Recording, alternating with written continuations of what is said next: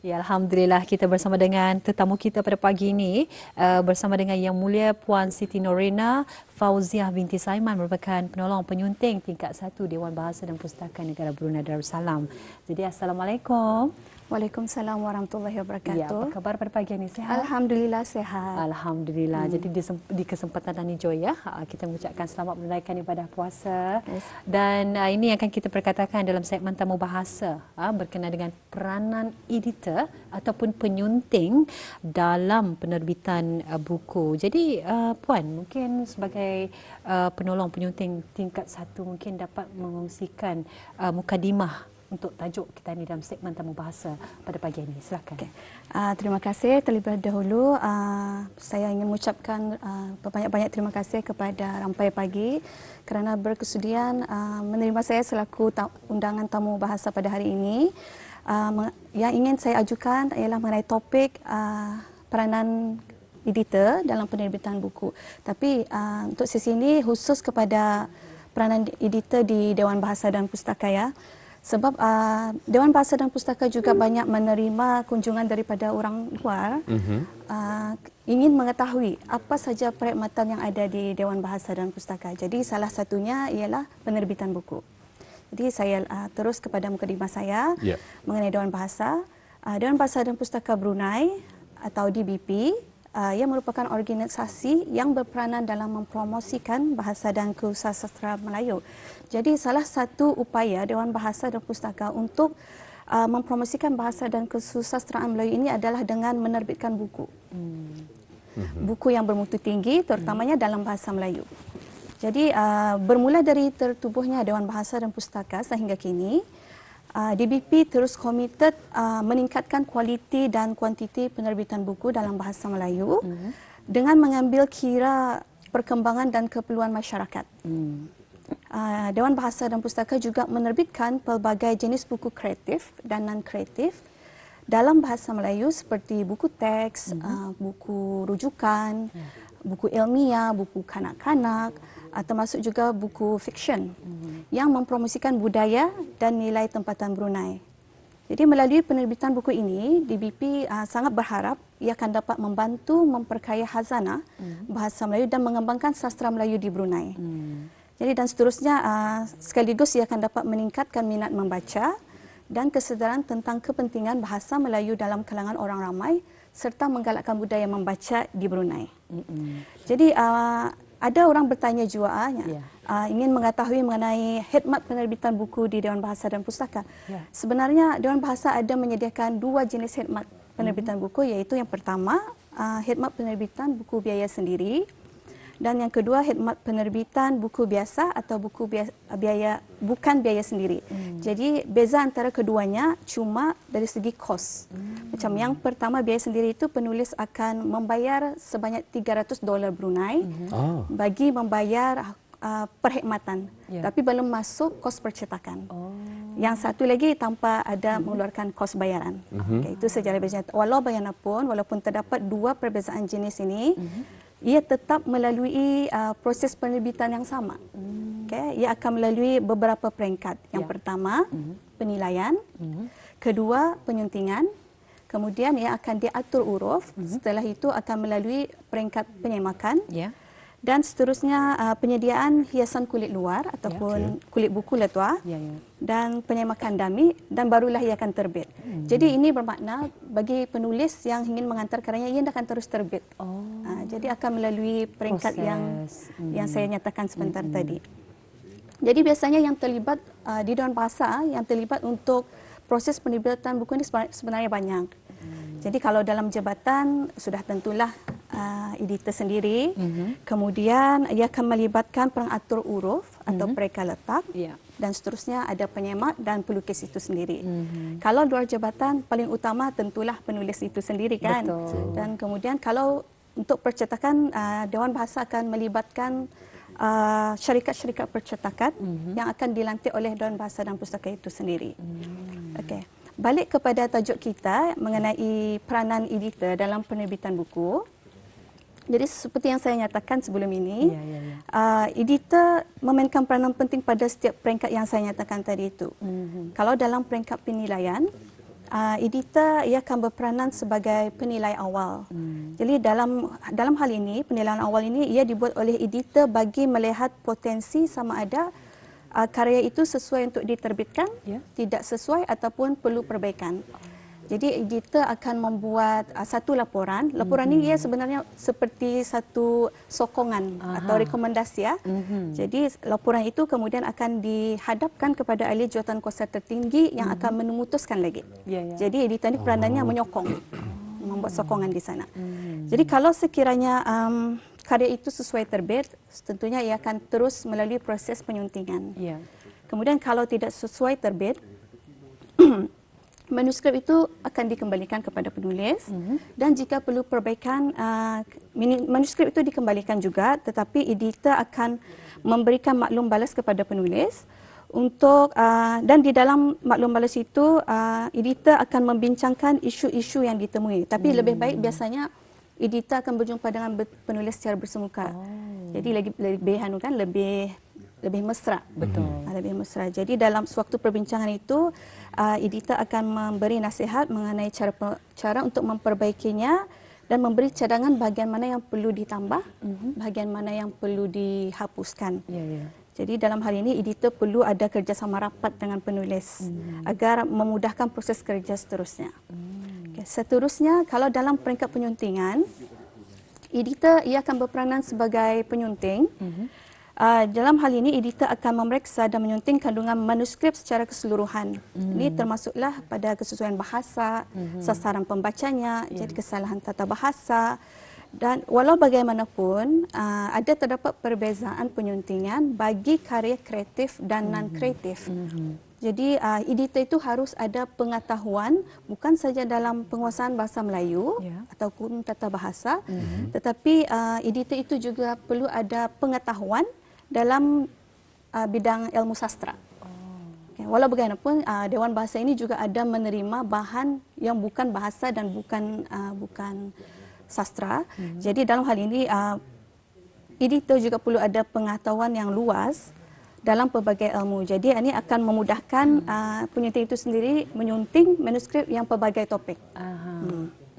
Jadi semasa menyunting itu, editor akan mengutamakan kepuasan pembaca dengan memilih gaya penulisan yang betul untuk disampaikan kepada pembaca mengikut kesesuaian pembaca sasaran. Setelah selesai disunting, manuskrip itu akan diserahkan kepada penulis untuk menyemak. Jadi kalau sekiranya penulis itu setuju dengan hasil penyuntingan, ia akan terus ke proses seterusnya. Seterusnya iaitu peringkat penyemakan. Setelah manuskrip itu sudah diatur huruf, ia akan digelar sebagai proof. Jadi sewaktu peringkat proof ini, editor ia akan berperanan sebagai pembaca proof.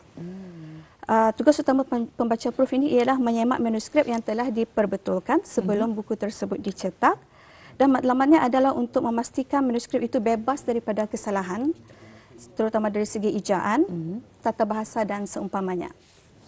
Dan dalam peringkat ini, editor akan menyemak setiap perkataan atau frasa dan membandingkannya dengan versi yang sebelumnya bagi memastikan keseluruhan teks itu tidak hilang dan berada di tempat yang betul. Jadi dalam hal ini, editor perlu ada ilmuah, perlu tahu menggunakan tanda proof. Jadi tanda proof ini akan digunakan ketika penyemakan proof. Jadi kalau sekiranya ada pembuatan, di sana akan dibuat simbol. Jadi simbol ini ia seumpama sistem komunikasi antara editor dengan pengatur huruf. Dan seterusnya, kalau dalam peringkat penyediaan ilustrasi dan kulit luar, editor akan berperanan sebagai orang tengah bagi menghubungkan penulis dan pelukis itu sendiri. Sebab kadang-kadang perkara ini perlu bagi membantu penulis itu sendiri menyampaikan message yang ingin disampaikannya melalui kulit luar. Jadi kadang-kadang perlu juga penulis yang menyerahkan 100% kepada editor untuk memikirkan kulit buku. Jadi ini sangat membagi dua kali kerja lah juga kadang-kadang, walaupun editor itu sudah berupaya untuk menyediakan kulit buku, ada kalanya penulis tidak akan setuju, tapi akan ada perundingan perbincangan dengan pelukis. Ya. Sebabnya penulis sama editor ini perlu menjaga hubungan kerjasama. Barulah proses kerja itu akan berjalan dengan lancar. Ya, betul. Setelah itu buku tersebut sudah melalui beberapa peringkat kan. Selesai peringkat itu barulah ia akan terbit. Selain itu, walaupun buku itu sudah terbit, ada lagi cara editor ada lagi mempunyai peranan yang lain selain daripada melalui peringkat-peringkat tersebut untuk mempelbagaikan penerbitan buku. Jadi dalam hal ini, editor akan melaksanakan peraduan dan bengkel dengan menetapkan tema dan skop penulisan yang berkumpulah pasaran dan relevan dengan isu semasa. Jadi bila perlu, editor akan melaksanakan penyelidikan dan mengumpul karya-karya yang dirasakan penting untuk diterbitkan agar dapat menyumbang kepada peningkatan ilmu pengetahuan. Jadi dengan mereka bentuk aktiviti seperti peraduan dan bengkel ini, editor akan dapat membantu meningkatkan minat dan kreativiti penulis serta meluaskan jangkauan pembaca. Ini juga dapat membantu penghasilan buku yang berkualiti, yang memberi manfaat kepada masyarakat serta mengukuhkan peranan DBP sebagai penerbit yang proaktif dan inovatif. Baik, itu dia penjelasan ataupun mukadimah yang cukup lengkap sekali yang telah dikongsikan oleh tetamu kita tadi. Sedikit sebanyak kita mengetahui akan kedudukannya. Jadi Puan, untuk seterusnya bagaimana pula untuk memilih buku-buku yang akan diterbitkan, kerana ini penting juga ya, ingin diketahui oleh penonton kita, dan apa yang menjadi faktor menurut Puan sendiri bagi mempertimbangkan dalam memilih buku-buku yang diterbitkan. Seperti yang dinyatakan sebelum ini, editor juga berperanan sebagai penilai. Jadi untuk memilih buku diterbitkan, ada beberapa faktor yang perlu editor pertimbangkan. Jadi faktor inilah yang akan memberi sokongan bagi menentukan karya itu sesuai untuk diterbitkan ataupun tidak. Jadi antara faktor yang akan dipertimbangkan, yang pertama kerelevanan isi manuskrip. Jadi kerelevanan buku itu akan dilihat dengan tren terkini dalam industri penerbitan buku serta keperluan pasaran dan memastikan buku yang diterbitkan itu menepati kehendak dan keperluan halayak. Yang kedua, ini pun penting juga, iaitu potensi keuntungan. Editor terpaksa menimbang potensi keuntungan yang boleh dihasilkan daripada buku itu. Jadi dalam industri penerbitan buku, keuntungan itu merupakan satu faktor yang penting dalam membuat keputusan sama ada mahu menerbitkan buku atau tidak. Dan seterusnya, kualiti penulisan itu sendiri. Editor akan menyemak kualiti penulisan karya, sama ada karya tersebut mempunyai gaya penulisan yang baik, jelas dan mudah difahami pembaca.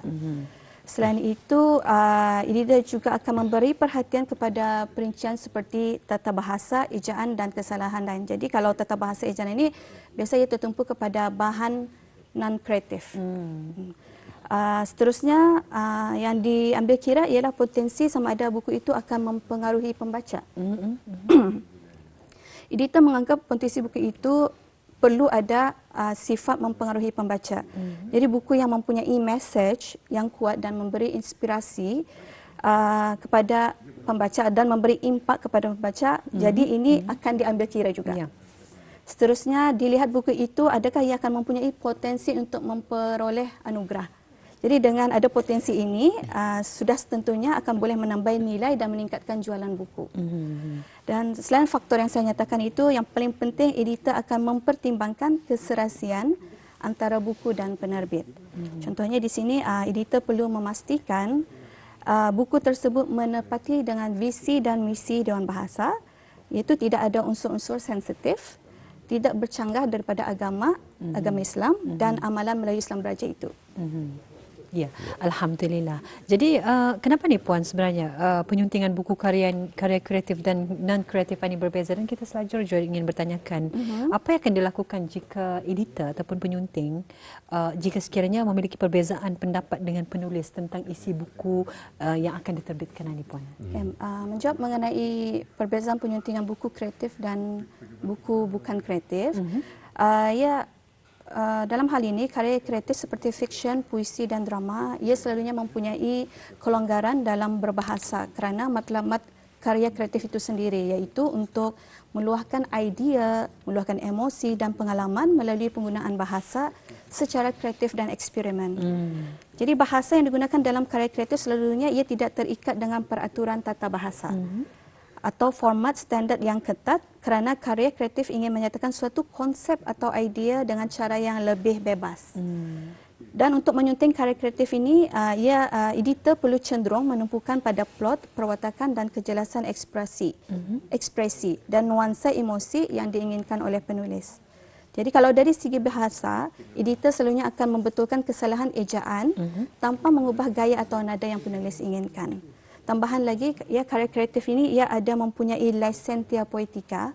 Jadi licentia poetica ini ia merujuk kepada kebebasan penulis untuk mengabaikan peraturan tata bahasa yang ketat serta mengambil sedikit kebebasan dalam penggunaan perkataan dan gaya bahasa. Ini bermakna penulis boleh menggunakan perbedahan kata yang luar biasa atau mengubah struktur ayat dengan cara yang luar biasa. Jadi walau bagaimanapun, walaupun karya kreatif ini terdapat kebebasan dalam menggunakan bahasa, ia hanya perlu dilakukan jika perlu sahaja.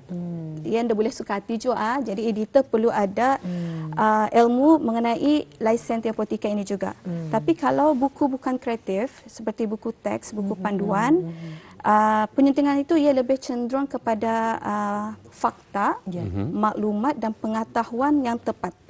Jadi penyuntingan buku itu ia bukan saja cenderung pada penyamakan fakta itu, yang juga perlu hati-hati dalam penyuntingan tata bahasa, gaya dan struktur.